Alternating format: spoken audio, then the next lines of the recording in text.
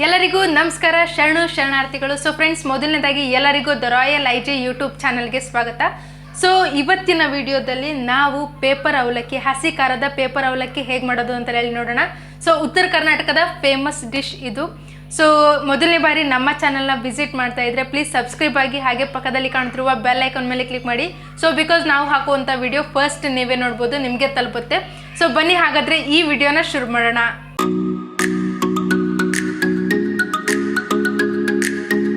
So friends, ನಾನಿಲ್ಲಿ ಅರ್ಧ kg ಅಷ್ಟು ಪೇಪರ್ ಅವಲಕ್ಕಿಯನ್ನು ತೊಗೊಂಡಿದ್ದೀನಿ. ತಿಕ್ ಪೇಪರ್ ಅಲ್ಲ, ಹಾಗೆ ಮೀಡಿಯಮ್ ಪೇಪರ್ ಅಲ್ಲ. ಸೊ ಪೇಪರ್ ಅವಲಕ್ಕಿ ಇದು ಅಂಗಡಿಯಲ್ಲಿ ನಾರ್ಮಲಾಗಿ ಸಿಗುತ್ತೆ. ಸೊ ಪೇಪರ್ ಅವಲಕ್ಕಿಯನ್ನು ಅರ್ಧ kg ಅಷ್ಟು ನಾನು ತೊಗೊಂಡಿದ್ದೀನಿ ಇಲ್ಲಿ. ಸೊ ಫ್ರೆಂಡ್ಸ್, ಮೊದಲನೇದಾಗಿ ಒಂದು ಕಡಾಯಿಯಲ್ಲಿ ಈ ಪೇಪರ್ ಅವಲಕ್ಕಿನ ಹಾಕೊಳ್ಳೋಣ. ಹಾಗೆ ಇದನ್ನು ಮೀಡಿಯಮ್ ಫ್ಲೇಮ್ನಲ್ಲಿ ಚೆನ್ನಾಗಿ ಹುರ್ಕೊಳ್ಬೇಕು. ಸ್ವಲ್ಪ ಒಂದು ಕಲರ್ ಚೇಂಜ್ ಆಗುತ್ತೆ, ಸ್ವಲ್ಪ ಗೋಲ್ಡನ್ ಕಲರ್ ಬರುತ್ತೆ. ಸೊ ಅಲ್ಲಿವರೆಗೂ ಚೆನ್ನಾಗಿ ಹುರ್ಕೊಳ್ಳಿ. ಮೀಡಿಯಮ್ ಅಥವಾ ಮೀಡಿಯಮ್ ಫ್ಲೇಮ್ನಲ್ಲಿ ಇಟ್ಕೊಳ್ಳಿ. ಲೋ ಫ್ಲೇಮ್ ಅಂತ ಹೇಳಿದರೆ ತುಂಬ ಹೊತ್ತಾಗುತ್ತೆ. ಸೊ ಹೈ ಫ್ಲೇಮ್ನಲ್ಲಿ ಯಾಕೆ ಬೇಡ ಅಂತ ಹೇಳಿದರೆ ಅವಲಕ್ಕಿ ಸೀದ್ ಹೋಗುತ್ತೆ ನಿಮಗೆ. ಸೊ ಇದು ಗರಿ ಗರಿ ಆಗುತ್ತೆ, ಅಲ್ಲಿವರೆಗೂ ಚೆನ್ನಾಗಿ ಹುರ್ಕೊಳ್ಳಿ. ನಾನಿಲ್ಲಿ ಅರ್ಧ kg ಅಷ್ಟು ಅವಲಕ್ಕಿ ತೊಗೊಂಡಿದ್ದೀನಿ. ಸೊ ನಿಮ್ಗೆ ಎಷ್ಟು ಬೇಕೋ ಅಷ್ಟು ತೊಗೊಳ್ಳಿ.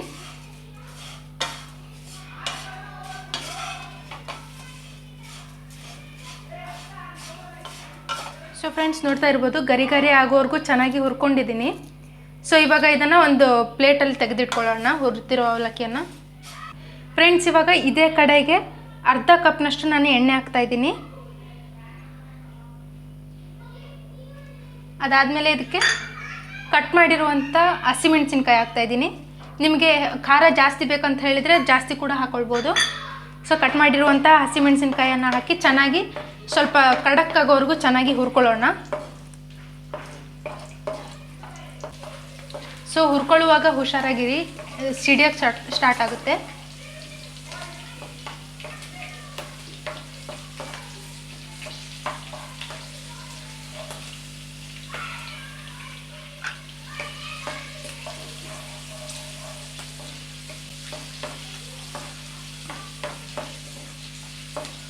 ಫ್ರೆಂಡ್ಸ್, ಮತ್ತೊಮ್ಮೆ ಹೇಳ್ತಾ ಇದ್ದೀನಿ, ಹಸಿಮೆಣಸಿನ್ಕಾಯಿ ಏನು ಹಸಿ ಇರುತ್ತಲ್ಲ, ಸೊ ಅದೆಲ್ಲ ಪೂರ್ತಿಯಾಗಿ ಹೋಗಿ ಕಡಕ್ ಆಗಬೇಕು, ಅಲ್ಲಿವರೆಗೂ ಚೆನ್ನಾಗಿ ಹುರ್ಕೊಳ್ಳಿ.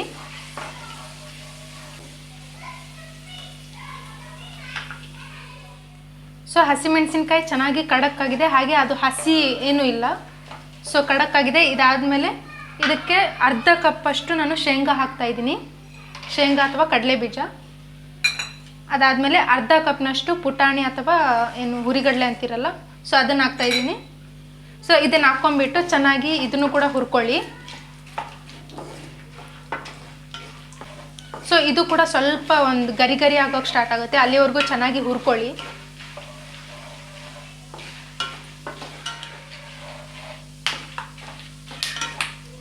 ನೆಕ್ಸ್ಟ್ ಇದಾದಮೇಲೆ ಅರ್ಧ ಕಪ್ನಷ್ಟು ಕರಿಬೇವಿನ ಸೊಪ್ಪು ಹಾಕ್ಕೊಳ್ತಾ ಇದ್ದೀನಿ. ನಿಮಗೆ ಕಡಲೆ ಬೀಜ ಹಾಗೆ ಪುಟಾಣಿ ಜಾಸ್ತಿ ಬೇಕಂದರೆ ಜಾಸ್ತಿ ಕೂಡ ಹಾಕ್ಕೊಳ್ಬೋದು. ಸೊ ಕರಿಬೇವು ಹಾಕಿದ್ಮೇಲೆ ಹುಷಾರಾಗಿರಿ, ಇದು ಕೂಡ ಸಿಡಿಯೋಕ್ಕೆ ಸ್ಟಾರ್ಟ್ ಆಗುತ್ತೆ.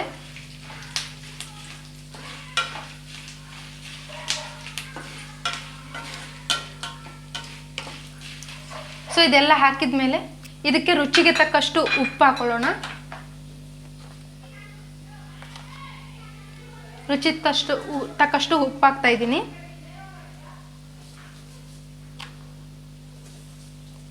ನೆಕ್ಸ್ಟ್ ಇದಕ್ಕೆ 1.5 ಟೇಬಲ್ ಸ್ಪೂನಷ್ಟು ಅರಶಿನ ಹಾಕ್ತಿದ್ದೀನಿ. 1.5 ಅಥವಾ 1 ಟೇಬಲ್ ಸ್ಪೂನಷ್ಟು. ನೆಕ್ಸ್ಟ್ ಇದನ್ನು ಚೆನ್ನಾಗಿ ಇದು ಮಿಕ್ಸ್ ಮಾಡ್ಕೊಳ್ಳಿ. ಮಿಕ್ಸ್ ಮಾಡ್ಕೊಂಡ್ಮೇಲೆ ಗ್ಯಾಸ್ ಆಫ್ ಮಾಡ್ಕೊಂಬಿಡಿ.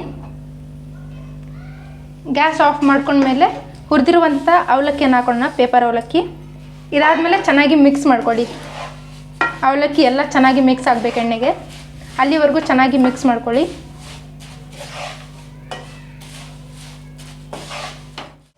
ಫ್ರೆಂಡ್ಸ್, ನಿಮಗೆ ಕಡಲೆ ಬೀಜ ಹಾಗೆ ಏನು ಹುರಿಗಡಲೆ ಜಾಸ್ತಿ ಬೇಕಂತ ಹೇಳಿದರೆ ಜಾಸ್ತಿ ಕೂಡ ಹಾಕ್ಕೊಳ್ಬೋದು. ಹಾಗೆ ಹಸಿಮೆಣಸಿನ್ಕಾಯಿ ಕೂಡ ಜಾಸ್ತಿ ಹಾಕ್ಕೊಳ್ಬೋದು ಖಾರ ಬೇಕಂತ ಹೇಳಿದರೆ. ಸೊ ಇದನ್ನು ಚೆನ್ನಾಗಿ ಮಿಕ್ಸ್ ಮಾಡಿದ್ಮೇಲೆ ಪೂರ್ತಿ ತಣ್ಣಗಾಗೋದಕ್ಕೆ ಬಿಡಿ. ಸೊ ತಣ್ಣಗಾಗೋದಕ್ಕೆ ಬಿಟ್ಟ ಮೇಲೆ ಇದನ್ನು ಒಂದು ಏನು ಬಾಕ್ಸಲ್ಲಿ ಅಥವಾ ಸ್ಟೀಲ್ ಡಬ್ಬೆಯಲ್ಲಿ ಹಾಕಿಟ್ಟು ಇದನ್ನು 6 ತಿಂಗಳವರೆಗೂ ನೀವು ಯೂಸ್ ಮಾಡ್ಬೋದು. ಸೊ ಏನು ಕೆಡಲ್ಲ, ಏನೂ ಆಗಲ್ಲ ಇದಕ್ಕೆ. ಸೊ ನಮ್ಮ ಉತ್ತರ ಕರ್ನಾಟಕದ ಫೇಮಸ್ ಡಿಶ್ ಹಸಿ ಖಾರದ ಅವಲಕ್ಕಿ ರೆಡಿಯಾಗಿದೆ. ಸೊ ತಿಂದ್ಬಿಟ್ಟು ಟೇಸ್ಟ್ ಆಗಿದೆ ಅಂತೇಳಿ ನೋಡೋಣ. ಸೊ ಈ ಒಂದು ಪೇಪರ್ ಅವಲಕ್ಕಿ ಹಾಗೆ ನನ್ನ ಟಿ ಶರ್ಟ್ ಎರಡು ಸೇಮ್ ಕಲರ್ ಇದೆ.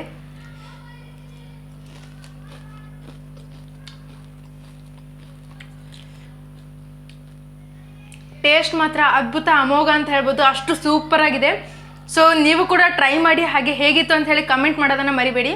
ಸೊ ಈ ವಿಡಿಯೋ ನಿಮ್ಗೆ ಇಷ್ಟ ಆಗಿದೆ ಅಂತ ಹೇಳಿ ತಿಳ್ಕೊತೀನಿ. ಇಷ್ಟ ಆಗಿದ್ರೆ ಲೈಕ್ ಮಾಡಿ, ಕಮೆಂಟ್ ಮಾಡಿ, ಹಾಗೆ ಶೇರ್ ಮಾಡೋದನ್ನು ಮರಿಬೇಡಿ.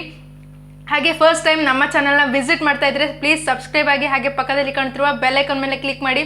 ಹಾಗೆ ಮುಂದಿನ ವಿಡಿಯೋದಲ್ಲಿ ಸಿಗ್ತೀನಿ. ಅಲ್ಲಿವರೆಗೂ ಎಲ್ಲರಿಗೂ ಶರಣು ಶರಣಾರ್ಥಿಗಳು.